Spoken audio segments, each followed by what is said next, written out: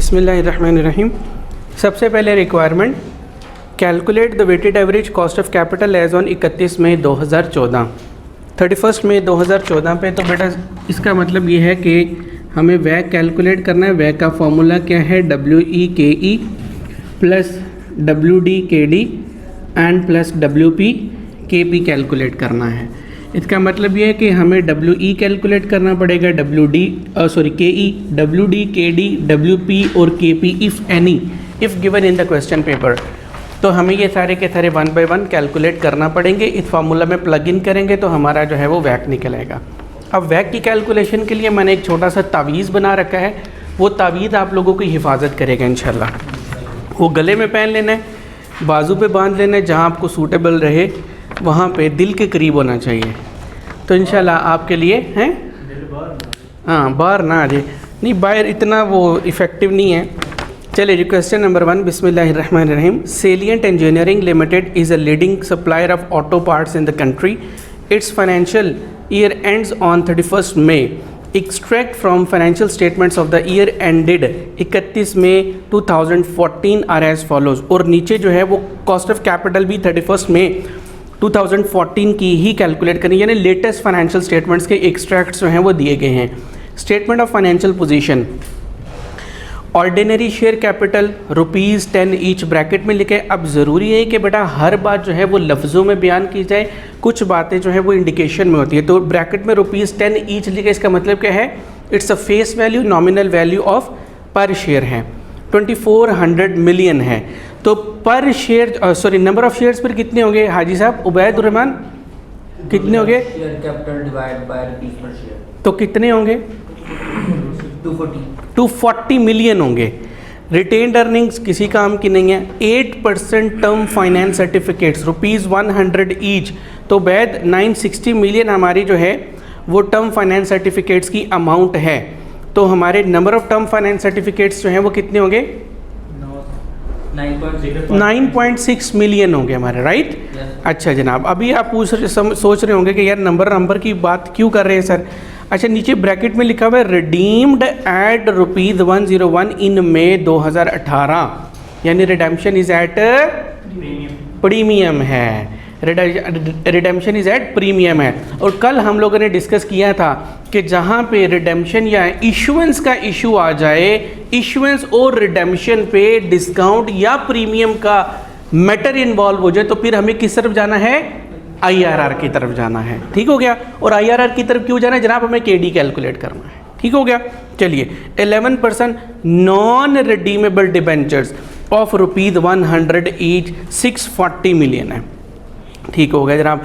Income statement है, profit before interest and tax है 757, less interest on TFC and debentures, यानी इस साल भी TFC पे इंटरेस्ट पे किया गया है, डिबेंचर पे इंटरेस्ट पे किया गया है, यानी ये इस साल के पहले, इस साल के स्टार्ट में हम लोग सिंपली एज्यूम कर सकते हैं कि ये इशू हो चुके थे।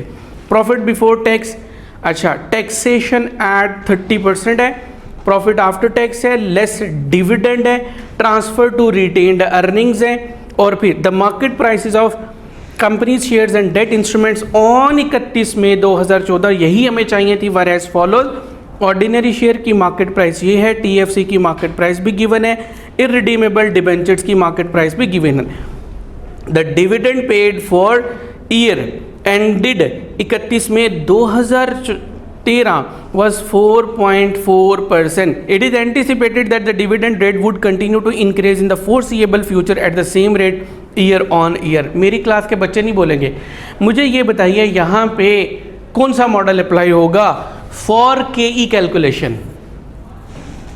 उबैद? With growth. आपका नाम? अवैस भाई, कौन सा?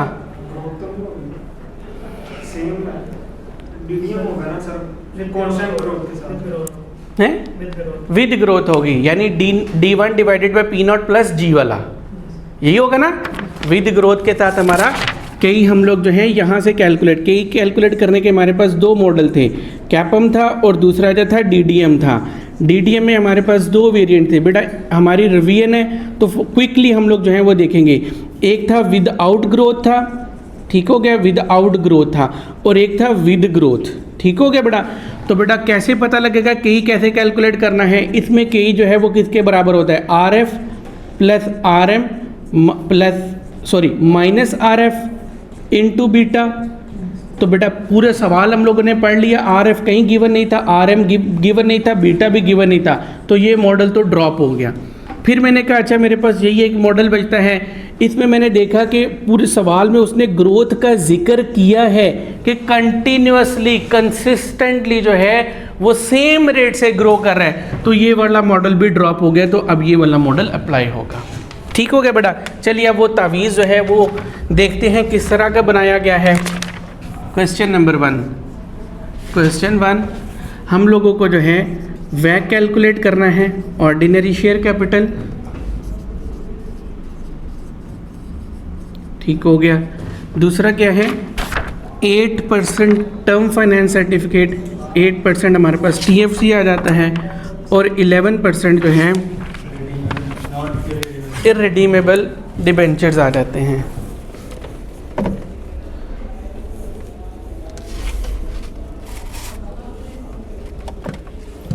उस्मान उनको बोलिएगा यार कोई नया मार्कर दे देंगे प्लीज़, ये ख़राब है, दोनों ख़राब है।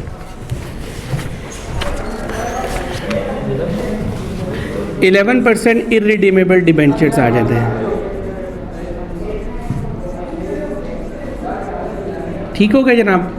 चलिए अब यहाँ पे हम लोग लिखेंगे W, यहाँ पे हम लोग लिखेंगे K, और यहाँ पे हम लोग लिखेंगे WK। अब ये बनेगा जनाब तावीज़ हमारा।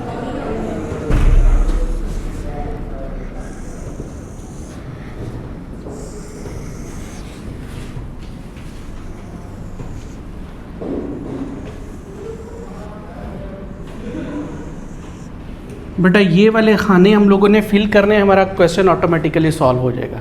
ठीक हो गया। अब इसके लिए जो है वो अलग से तावीज़ बनेगा। अब वर्किंग में हम लोग सारा काम करेंगे। लीजिए जनाब वर्किंग आ गई। वर्किंग में सबसे पहले W1 में हम लोग करेंगे जनाब वेटेज। ठीक हो गया। ऑर्डिनरी शेयर कैपिटल, ठीक हो गया। 8% टर्म फाइनेंस सर्टिफिकेट और 11% इररिडीमेबल डिबेंचर्स। ठीक हो गया जनाब।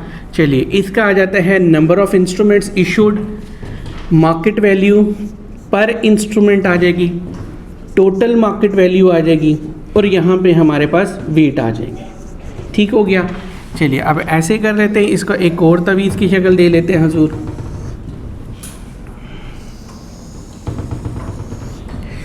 ये बॉक्स मुझे ऑटोमेटिकली लेकर के जाएगा। Thank you.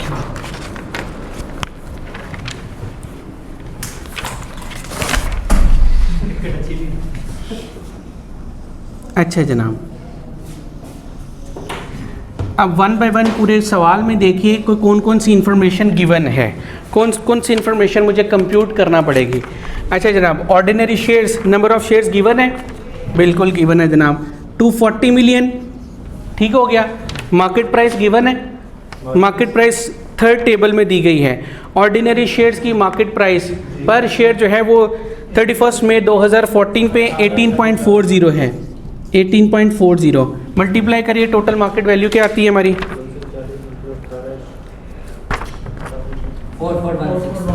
4416 मिलियन आ गई। ठीक हो गया। 8% टर्म फाइनेंस सर्टिफिकेट्स 9.6 मिलियन हम लोगों ने कैलकुलेट की थी। अच्छा जी, इसकी मार्केट प्राइस कितनी है? 97.50। ऐसे ही है जनाब, मल्टीप्लाई करिए, 936 मिलियन आ गया। इररिडीमेबल डिबेंचर जो है 6.4 मिलियन, किसी को समझ ना आ रहा हो, मार्केट प्राइस है 99.0, मल्टीप्लाई करिए बेटा, 634 मिलियन। सम अप करिए इसको,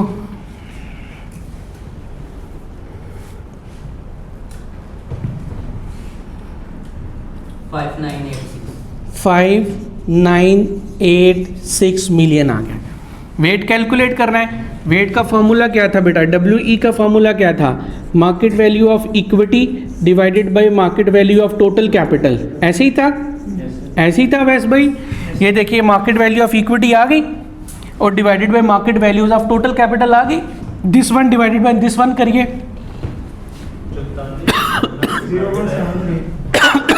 0.4 डिजिट्स तक बताइए। 7377 ठीक है। डब्ल्यू ई आ गया हमारे पास। अब W D market value of date divided by market value of total capital 0.1564। Last वाले का बताइए। 634 है। 0.1059 आ गया। आगे मार्केट वेटेज आ गई। अब सेम वेटेज उठा के मैं यहाँ पे लिख लूँगा, यहाँ पे मैं रेफरेंस दे देता हूँ बेटा।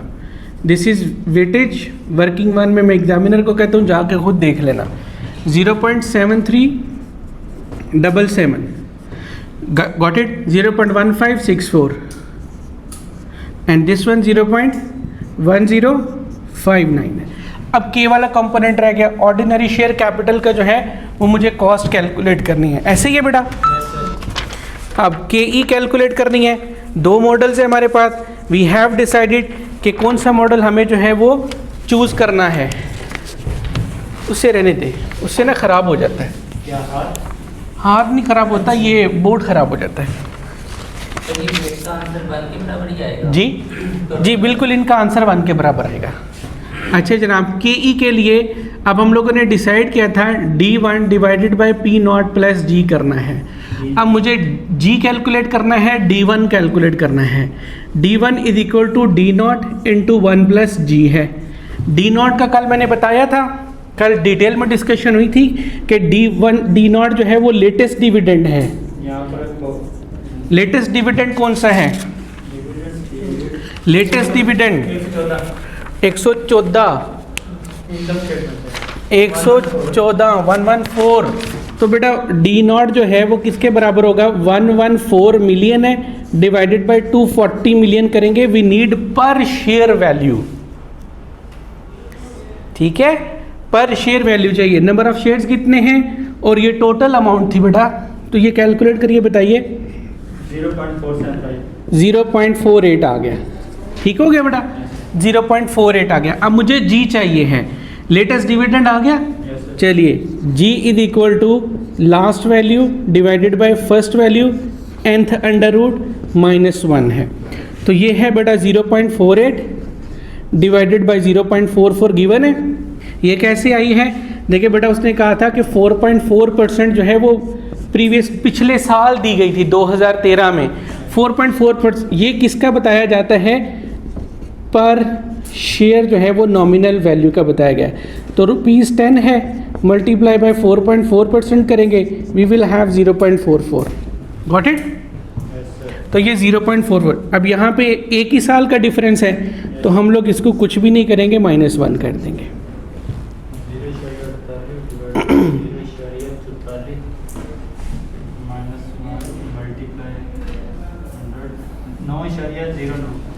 .09% आ गया। गॉट इट बेटा? चलिए, इसका मतलब है डी नॉट जो है वो मेरे पास आ गई 0.48 इंटू 1.0909। तो सोने 1 प्लस ये वाला किया है तो मेरे पास 1.0909 आ गया। सोने समझ आ रही है?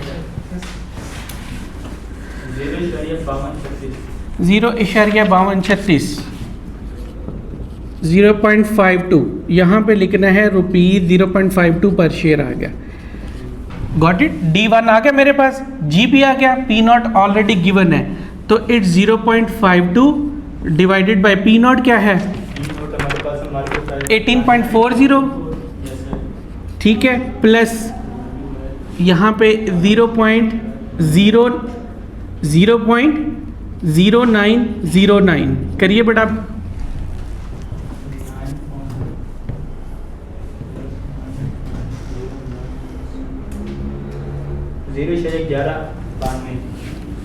जीरो इशारिया 1192 यानी ये तकरीबन 11.92% आ गया। Got it?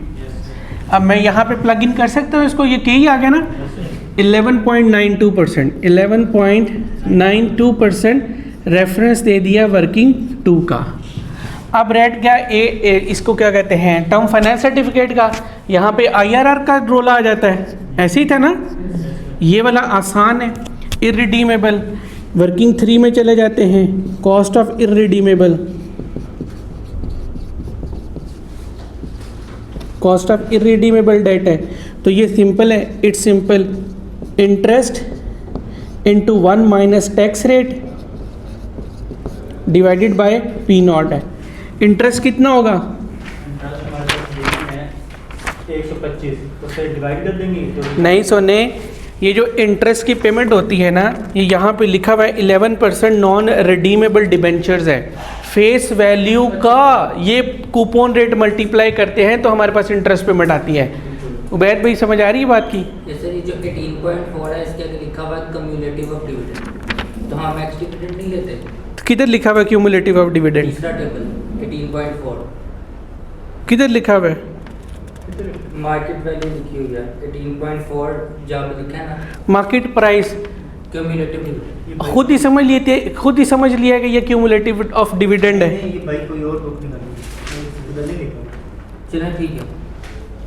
सोने तेरा भी अल्लाह ही हाफ़िज़ है।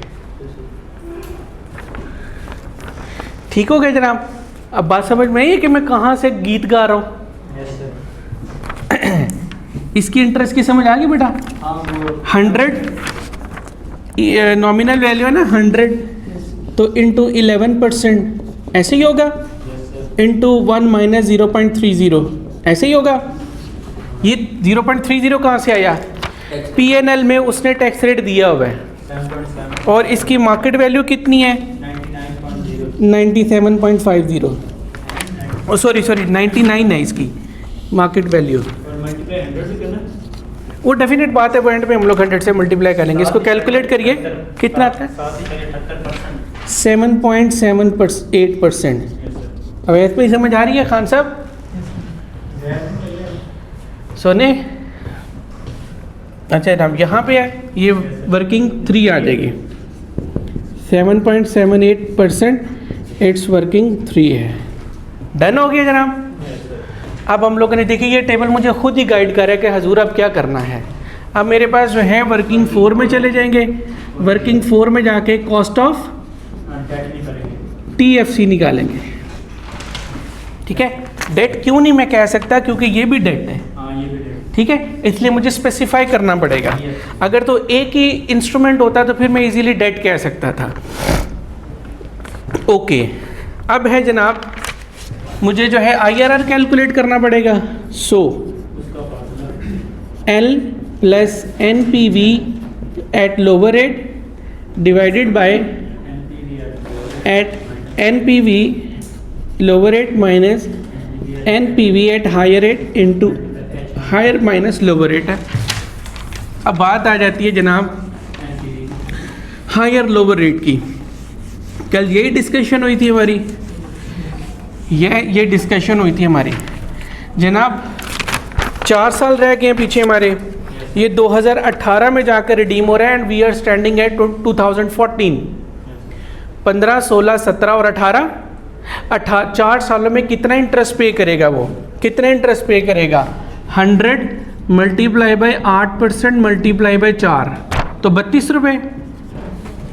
ये बात समझ में आती है सोने? उबैद भाई समझ आ रही है कि नहीं आ रही? नहीं आ रही। 4 साल का इंटरेस्ट मिलेगा, अब होगा ना, फिर इस पर टैक्स सेविंग आएगी। टैक्स सेविंग्स आएंगी जनाब, कितनी आएंगी? 32 इंटू 4 आपने assume किए? नहीं सुने, 18 पे रिडीम हो रहा है ना, क्वेश्चन में गिवन है, और 14 पे लिया। हाँ, ठीक है। 30% जो है वो इस पे टैक्स सेविंग होगी ना वैसे भाई, तो टैक्स सेविंग बताइए क्या आती है? 9.6 माइनस हो जाएगा 9.6। और रिडेम्पशन किस पे हो रही है? 101 पे। नॉमिनल वैल्यू क्या है? 100। तो प्रीमियम कितना हुआ? 1। तो प्रीमियम की अमाउंट ऐड हो जाएगी। सर ये सारा काम क्यों कर रहे हो? चेक करने के लिए। हाँ, 33 माइनस 9.60 करिए 23 तो एक्चुअली इफेक्टिव उसकी कॉस्ट कितनी आई? ये आई, गिवन कितनी है? ये जो है 8% है, तो ये जो है 8% से कम होगा ना, तो इसका मतलब है दो रेट मैं चूज़ कर लूँगा, one would be 7% and second can be 2% है। ठीक हो गया। चलिए जनाब, NPV at 7% which is a higher rate. ठीक हो गया। चलिए एनविटी कितनी आएगी? एनविटी 4 साल। नहीं, लास्ट टाइम जब हम लोगों ने एक रिवीजन सेशन किया था उसमें मैंने कहा था कि एनविटी वाला फॉर्मूला लगा लीजिएगा बजाय इसके कि टेबल बनाएं आप। ठीक हो गया ना? तो भैया जी इसका जो है वो आफ्टर टैक्स हमारा इंटरेस्ट कितना आता है? 8 इंटू 0.70। ये बात समझ में आती है? ये बात समझ में आती है? ठीक हो गया। ठीक हो गया। इंटू 1 माइनस 1.07 रेज पर -4 डिवाइडेड बाई 0.07। ठीक हो गया। प्लस रिडेम्पशन किस पे हो रही है? 101 पे इंटू 1.07 -4। तो ये हमारी present value of future cash flow वाला फैक्टर आ गया। Minus initial investment at market price ली जाती है, 97.5 आ जाएगा।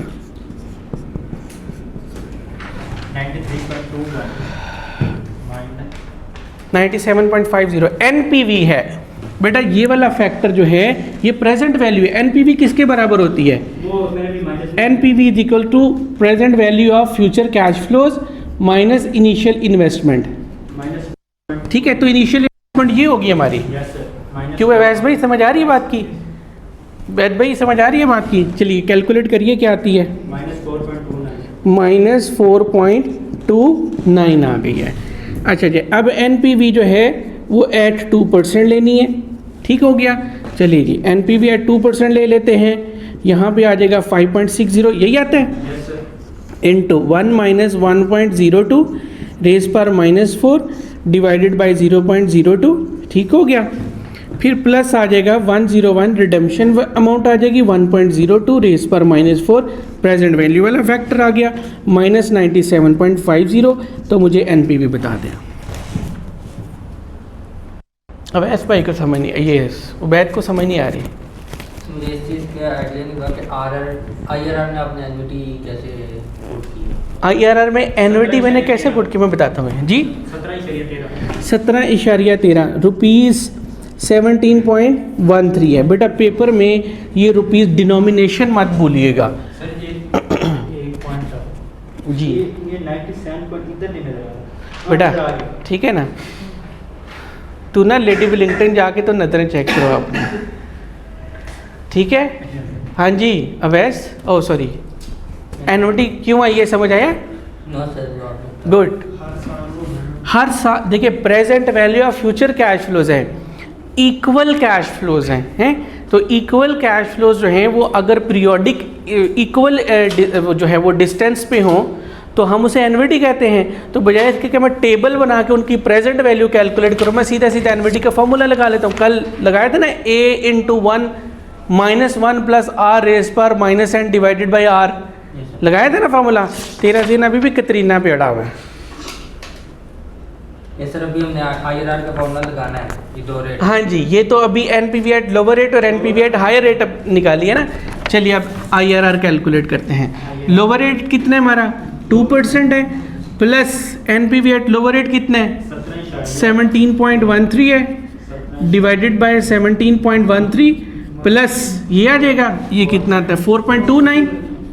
4.29 इंटू 5% आ जाएगा। बेटा याद रखिएगा, अब पेपर में गलती क्या करेंगे आप लोग, कैलकुलेटर में इकट्ठा करने की कोशिश करेंगे। पहले आपने इस फैक्टर को सॉल्व करना है, इसका जो आंसर आएगा इसके साथ मल्टीप्लाई करना है, जो आंसर आएगा इसमें ऐड करना है। मैंने पानी पीना भी रहने दीजिए इसको। अच्छा ठीक है जी। 5.99 माइनस नहीं आएगा, माइनस है ना, तो ये माइनस है, माइनस माइनस प्लस हो जाएगा 5.99 5 चले 5.99 कर लेते हैं जी। ठीक हो गया, या 6% कर लीजिए आप, राउंड ऑफ कर लेते हैं 6%। ठीक हो गया जी। चलिए अब मेरा ये वाला बॉक्स भी फिल हो गया। ले जनाब 6% फ्रॉम वर्किंग 4 है, मल्टीप्लाई करिए अब इसको। 73 नहीं है, 73 77 है। अच्छा परसेंटेज भी क्या हाँ डेफिनेट बात है, 8.79% आ जाएगा। ये परसेंटेज है तो इसका आंसर भी डेफिनेट बात है परसेंटेज में आएगा। 0.94 आ जाएगा। उसके बाद 0.1059 मल्टीप्लाई बाई 7.78 1.24% आ गया। प्लस करिए इनको, 74 नहीं है 94 है। हाँ 10.97% है। दिस इज आर वैक। डन हो गया बेटा। देखिए ये वाला कंपोनेंट क्या था हमारा WEKE, ये वाला कंपोनेंट क्या था WDKD, और ये वाला कंपोनेंट क्या था WDKD था। तो ये भी प्लस हो गया, ये भी प्लस हो गया, और यही वाला फार्मूला हम लोगों ने वहाँ पे लिखा था। ठीक हो गया। अगर कोई कैलकुलेशन एरर हो तो माफ कर देना। ठीक है जनाब, डन हो गया। सुने कहाँ समझ नहीं आया है? आगे वो मेरा 7% पेंटिंग का आंसर ये नहीं आया हैं? ये इसका आंसर नहीं आया? -1.4 है। नहीं तुम ना लेडी विलिंगटन अपना चेक कराना कैलकुलेटर। नहीं, एक मिनट मैं दोबारा करना। 2% पे सही है, 7 पे अच्छा ये गलत है।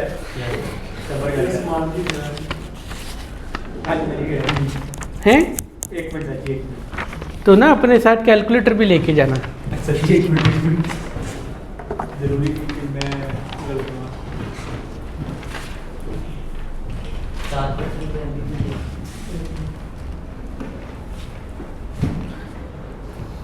तो शादी पे नहीं आए हुए वो कर ले, बाकी खाना शाना खा लें।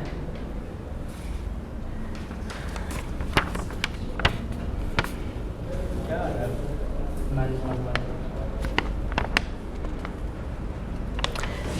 पहले इसको सॉल्व करिए।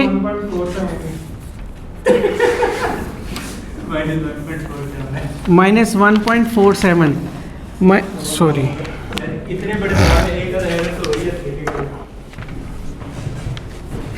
माइनस आता है जनाब 1.47 48 कर लें जनाब। अच्छा यहाँ पे भी अब गलती हो गई, फिर इसका मतलब है जैसे कंसेप्ट है। चलो ठीक है, क्योंकि मैंने सिर्फ रेट ही चेंज किया, आंसर से सारा वही था। ठीक हो गया,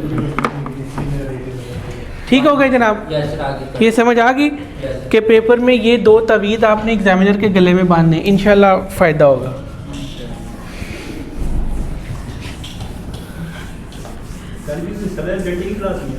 जी कल क्या पढ़ाना है आपने? कल वैक का ही एक क्वेश्चन करवाऊंगा जिसमें कैपम भी होगा और ये DDM भी होगा।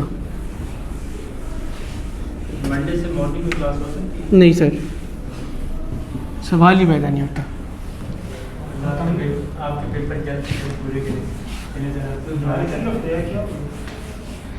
ये टाइम अभी काफ़ी पड़ा हुआ है। आज क्या दिन है? और तो भी बहुत दिन है इंशाल्लाह। इसका मतलब आप संडे में क्लास रखिए। नहीं सर, इतना पढ़ के क्या करना है?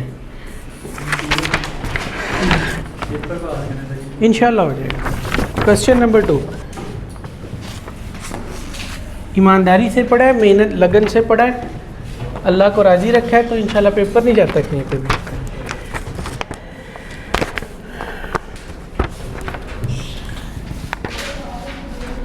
क्वेश्चन नंबर 2 बेटा, बिस्मिल्लाहिर्रहमानिर्रहीम। WEB Web PLC operates a low-cost airline and is a listed company. By comparison to its major competitors, Kareena Kapoor सवाल पे देख ले। It is relatively small, but it has expanded significantly in recent years. The shares are held mainly by the large financial institutions. The following are extracts from Web's budgeted balance sheet at 31 May 2002। Balance sheet 31 May 2002 का extract जो हैं वो दिए गए हैं। Ordinary shares of ₹100 million rupees हैं, reserves ₹50 million है, 9% debentures 2005 eight nominal value जो है वो दिए गए हैं, ₹200 मिलियन है। ओके ओके ओके, ठीक हो गया। अच्छा यहाँ पे देखिए उसने पर डिबेंचर नॉमिनल वैल्यू नहीं दी है। Dividends have grown in the past at 3% a year resulting in an expected dividend of ₹1 per share to be declared on 31 May 2002. Due to expansion, dividends are expected to grow at 4%. फिर से सुनिएगा बेटा तवज्जो से, due to expansion इसका मतलब है वो कोई एक्सपेंशन करने जा रहा है। Dividends are expected to grow at 4% a year from Yakam June 2002 for the foreseeable future. The price per share is currently ₹10.40 and this is not expected to change before 31st May 2002. Existing debentures are due to be redeemed at par on 31 May 2005. Right. The market value of these debentures at Yakam June 2002 is expected to be ₹100.84 per ₹100 nominal. ठीक है, यानी अगर nominal value 100 रुपये है तो market में उसकी price जो है, मार्केट में उसकी वैल्यू जो है वो 100.84 है। तो अगर हमारी नॉमिनल वैल्यू 200 मिलियन हो तो सोने हमारी मार्केट वैल्यू क्या होगी?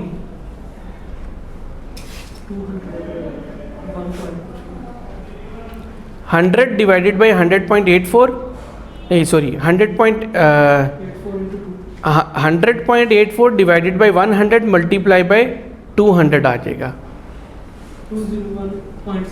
हाँ, interest is payable annually in arrears on 31 May and is allowable for tax purposes है। हाँ, the corporation tax rate for the foreseeable future is 30%। Assume tax is payable at the end of each year. नाम भी बताता तो हम लोग यही मानते हैं। New finance, the company has now decided to purchase 3 additional aircraft at a cost of ₹10 million each है। The board has decided that the new aircraft will be financed in full by an 8% bank loan on यकम June 2002। Calculate the existing, यानी अगर expansion नहीं करता तो, and expected वैक, अगर expansion कर लेता है तो वैक कैलकुलेट करिए एज एट 31 मई 2002। 2 वैक कैलकुलेट करने हैं। पहले एग्जिस्टिंग वैक, वही वाला तावीज़,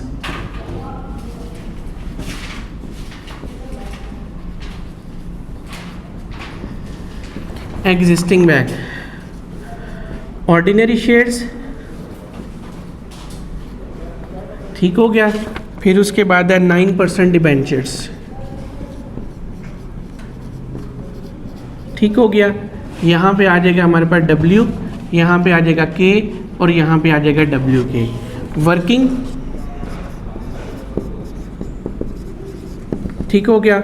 वर्किंग 1 में वेटेज आ जाएगा,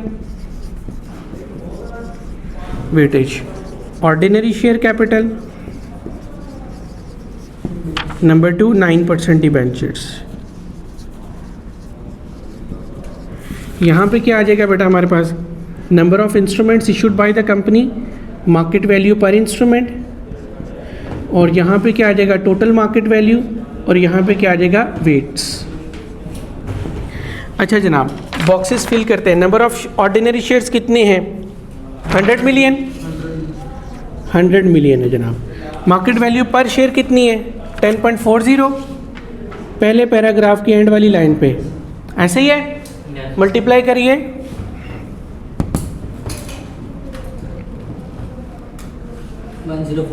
1040 मिलियन, ठीक हो गया। अब डिबेंचर्स का उसने कुछ भी नहीं बताया फॉर द टाइम, अपेरेंटली कुछ नहीं बताया उसने, तो भैया उसने टोटल मार्केट वैल्यू बता दी है। अगर नॉमिनल वैल्यू 100 रुपये हो तो मार्केट में वैल्यू जो है वो 1800.84 बनती है। अगर यूनिटरी मेथड से कैलकुलेट कर सकते हैं, अगर नॉमिनल वैल्यू जो है, ठीक है, वो 100 रुपये हो तो उसकी मार्केट में प्राइस बनती है 100.84। तो 1 रुपया हो तो कैसे बनेगी? 100.84 डिवाइडेड बाई 100, और अगर 200 मिलियन हो तो फिर क्या होगी 100.84 डिवाइडेड बाय 100 मल्टीप्लाई बाय 200। निकल आएगी हमारे पास टोटल मार्केट वैल्यू। निकालिए टोटल मार्केट वैल्यू बेटा यहाँ पे। क्यों उस्मान भाई 201.68 मिलियन आ जाएगी। और मुझे चाहिए भी ये कि मेरा ये वाला खाना फिल होना चाहिए था। चलिए बताइए टोटल कितना आ रहा है।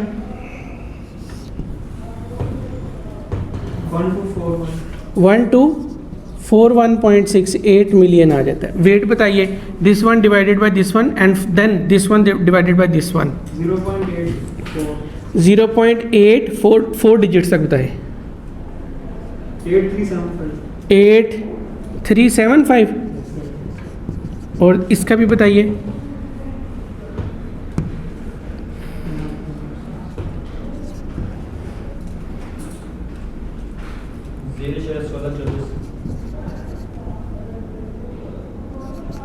चलिए ये वेट्स मैं यहाँ पे प्लग इन कर सकता हूँ।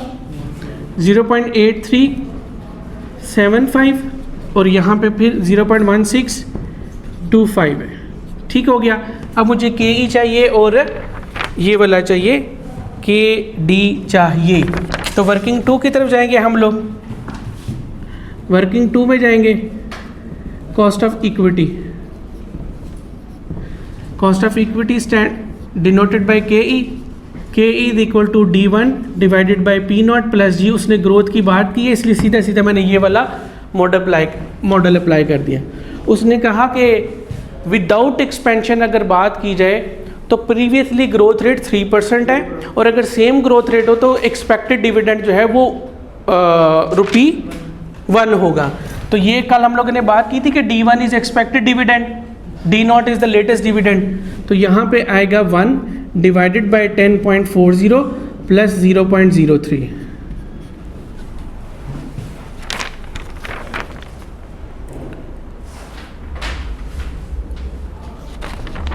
सुने वैद्यमान भाई क्या समझ नहीं आ रहा है। 12.62% आ रहा है। 12.62% मैं यहाँ पे प्लग इन कर सकता हूँ। 12.62 मैं बता दूंगा कि हजूर यहाँ पे वर्किंग में जा कर के देख लीजिए। 9% डिबेंचर जी। 1 में भी ग्रोथ रेट नहीं आना चाहिए था। 1 में भी ग्रोथ रेट तो आया ना 3%। 1 मल्टीप्लाई बाय 1.03 नहीं, ये कल मैंने स्पेसिफिकली बताया था, ये गलती मत करिएगा। D1 is equal to D0 into 1 plus g. ये इसको मैंने कहा था कि दिस इज एक्सपेक्टेड डिविडेंड, आने वाले सालों में डिविडेंड है। This is latest dividend. Question में उसने एक्सपेक्टेड डिविडेंड दिया है, इट मीन्स उसने D1 दिया है। डन।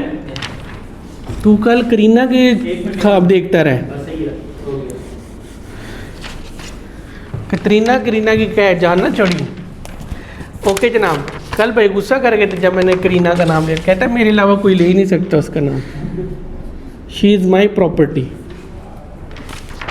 W3 सोने 9% डिबेंचर है। उबैदुर रहमान भाई मुझे ये बताइए, इसमें उसने देखिए रिडेम्पशन की उसने लिखा हुआ है, दूसरे पैराग्राफ की पहली लाइन पढ़िए।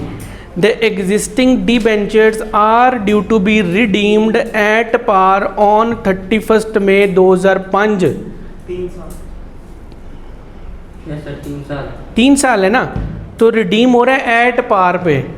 इशुएंस की कोई बात नहीं की गई है। तो इशुएंस के वक्त हम लोगों ने क्या सीखा था, क्या एज्यूम करेंगे एट पार। तो पार पे है और पार पे ही रिडेम्पशन है।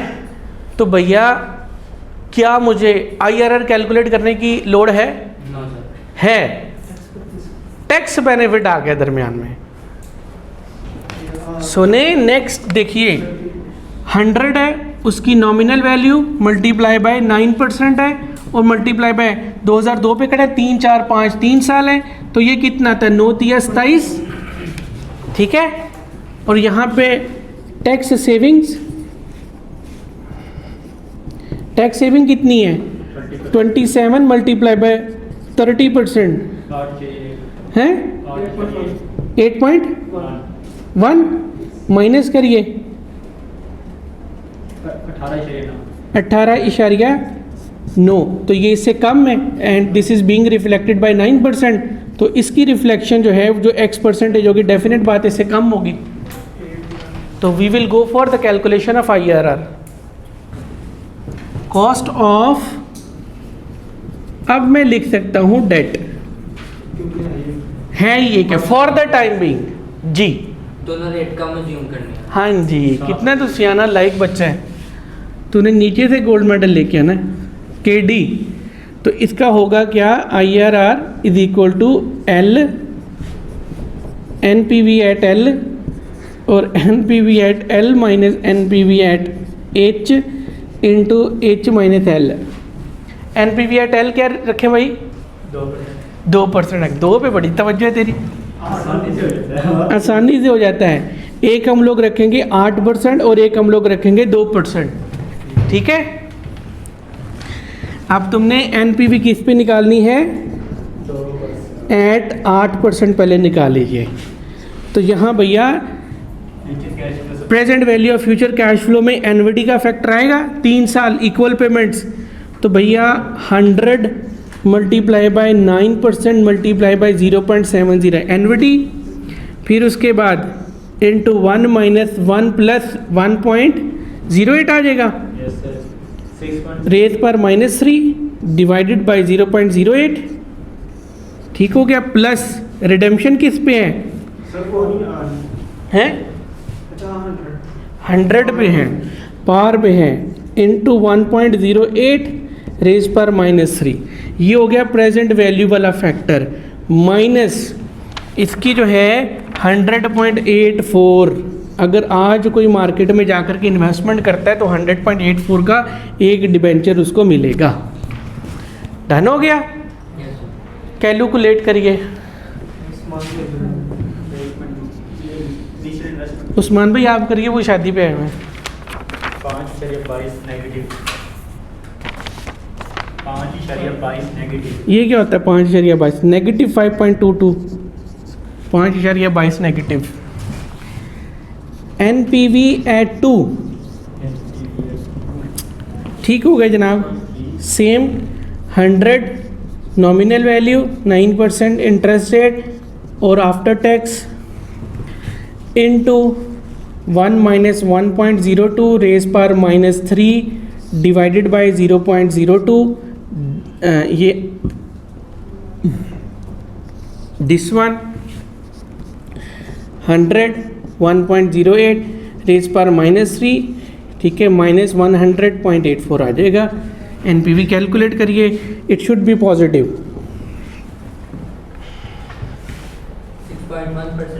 6.1%।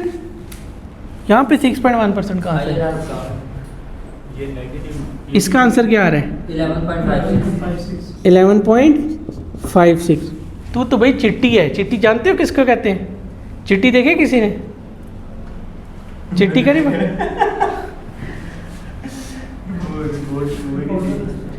2% plus NPV at lower rate क्या है? 11.56 प्लस 5.22 मल्टीप्लाई बाय 6%। अब बताओ चिट्टी, 6.13%। देखा कितना फास्ट है मेरा बच्चा।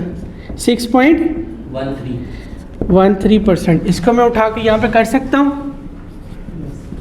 कितना आसान सवाल था यार, चेक कर, मल्टीप्लाई करिए इसको। अभी तेरा निकाह नहीं ख़त्म हुआ?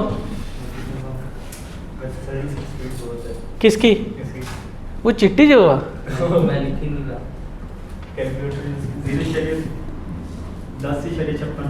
10.56 किधर आ रहा है? किधर है? वही है ना 10.56। अब इसका बताइए। 16, 25, 6, 13। इसमें सारा इंग्लिश का पेपर उर्दू में दिख के आता है ये जी।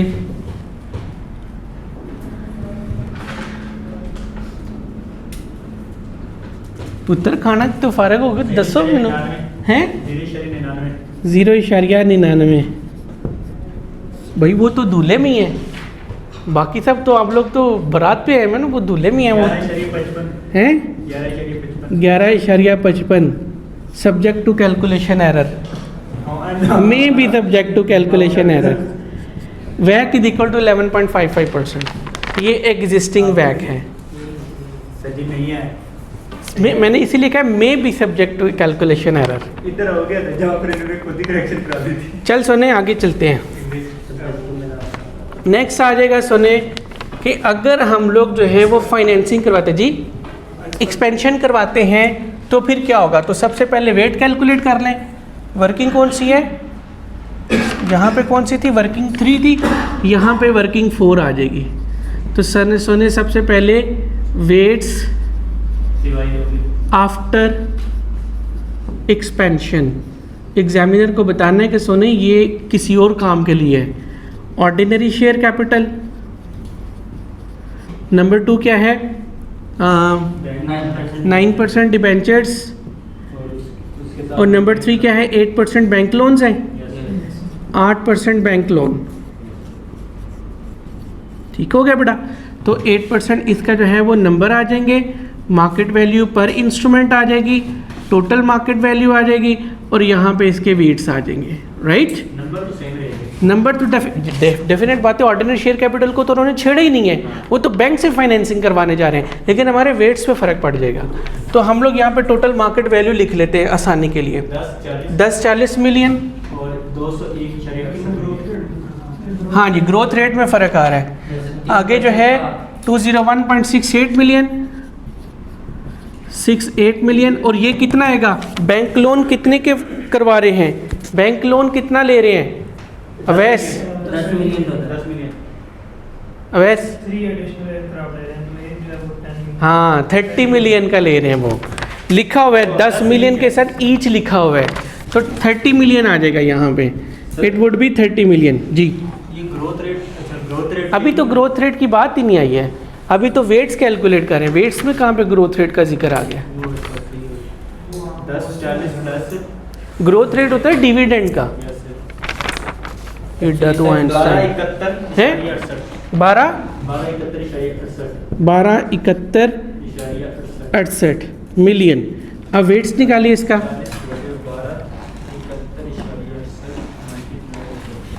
ये अब कर लें,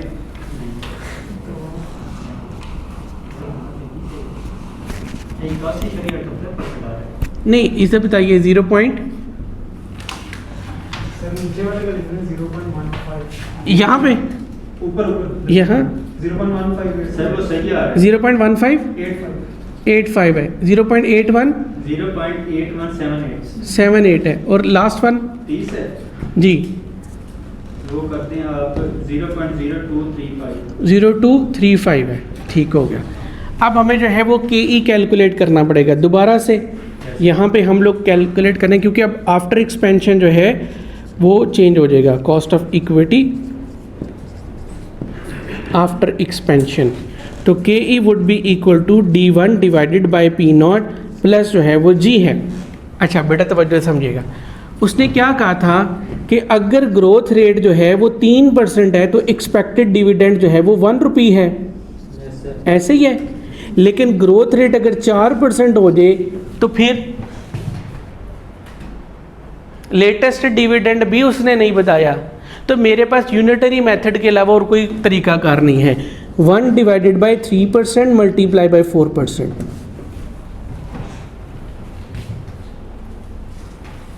क्यों खान साहब? रुपी 1.33, तो रुपी 1.33 मेरा एक्सपेक्टेड डिविडेंड आ जाएगा। 1.33 डिवाइडेड बाय 10.40 प्लस 0.04। बताइए आप बेटा।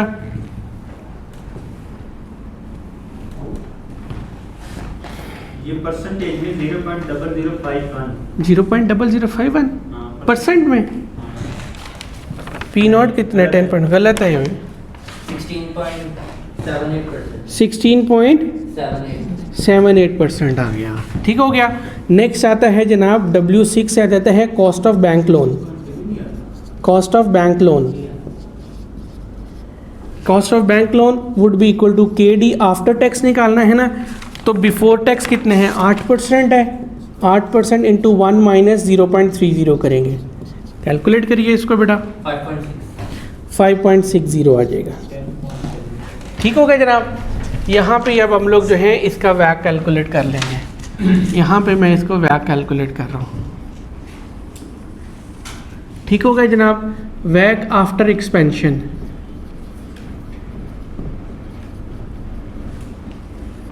ऑर्डिनरी शेयर कैपिटल, ठीक हो गया, 9% डिबेंचर्स है ना, और 8% बैंक लोन है। अच्छा जनाब, इसका वेट चाहिए था हमें, वेट आ जाएगा 0.8178, 0.8178, उसका था 0.1585, 0.0235। अच्छा, इसकी कॉस्ट जो थी वो ये आ जाएगी अब 16.78%, 78%, 9% डिबेंचर की कॉस्ट यही रहेगी क्योंकि इसमें कोई छेड़खानी नहीं हुई है। इसकी कितनी आ रही थी, 6.13%, और यहाँ पे है 5.60%। बताइए बेटा WK क्या क्या आता है, 0.178 मल्टीप्लाई बाई 16.78%। यहाँ पे हम लोग रेफरेंस ज़रूर देंगे कि ये किस वर्किंग से आ रहे हैं। 13.72%,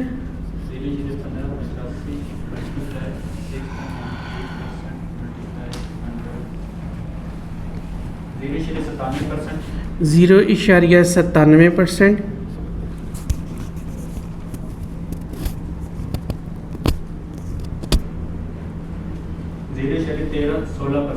0.13% है। ठीक हो गया। सम अप करिए इसको, ये आ गया 14.82%, 14.82%। ये हमारा आ गया आफ्टर एक्सपेंशन।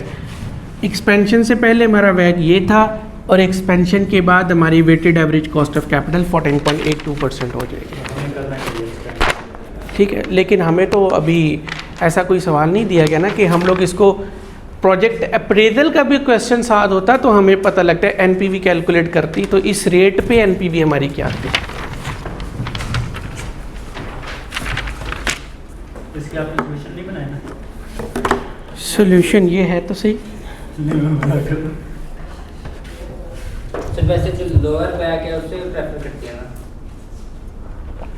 लेकिन यहाँ पे लोअर वाला हायर वाला नहीं है, ये आफ्टर एक्सपेंशन हमारा वैक क्या होगा, ये वो है। लोअर वैक उस वक्त आता जब मेरे पास ऑप्शन 2 होते कि या तो मैं प्रेफरेंस शेयर्स इशू कर सकता हूँ या मैं बैंक से लोन ले सकता हूँ। तो बताइए मुझे प्रेफरेंस शेयर्स इशू करने पे मेरा वैक क्या आता है और बैंक लोन लेने पे मेरा वैक क्या आता है। तो जो लोअर वैक होता हम लोग वो प्रेफर करते हैं।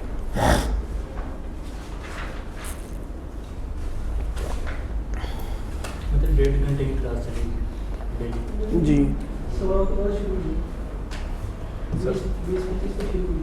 शुरू किया। और एक्सपेक्टेड ये आपका प्लान पूरा है ना, या कोई सिलेक्टिव टॉपिक है? सिलेक्टिव टॉपिक है, बैक है, FRM है, और ये 2 मेनली हैं। संडे तक जो कुछ भी हो गया, सैटरडे तक, सॉरी सैटरडे तक उसके बाद ख़त्म।